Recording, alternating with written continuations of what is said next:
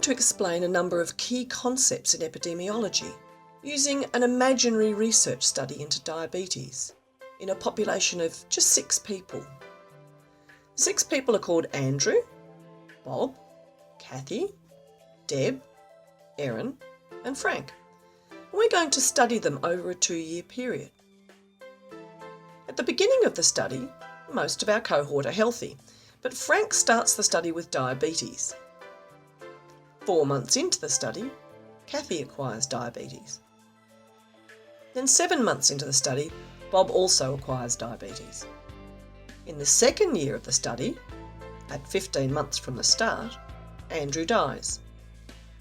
In the same month, Deb acquires diabetes. Finally, the study ends after 2 years. Andrew is dead, Erin is healthy, and the other 4 participants all have diabetes. The first concept that we'll illustrate is called point prevalence.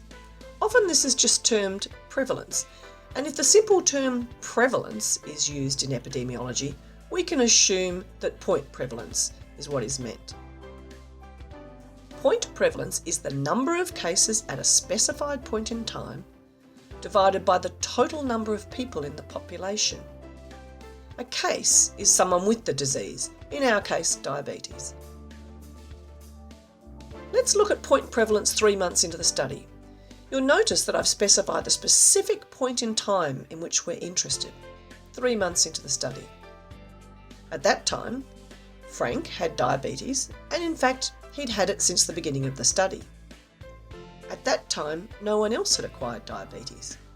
So the total number of cases, or people with the disease, was just 1, and that was Frank. The total population was still 6, so the point prevalence was 1 divided by 6, or about 0.166.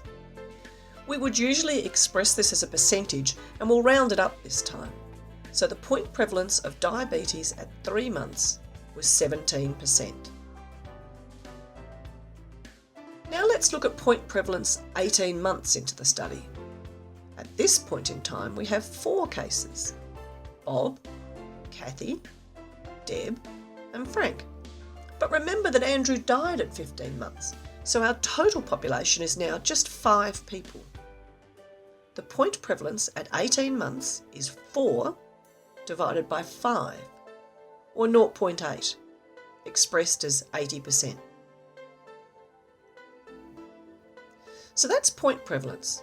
We'll come back to our imaginary study of diabetes later to explain some other concepts. But for now, let's go back to the lesson and take a quick look at other types of prevalence.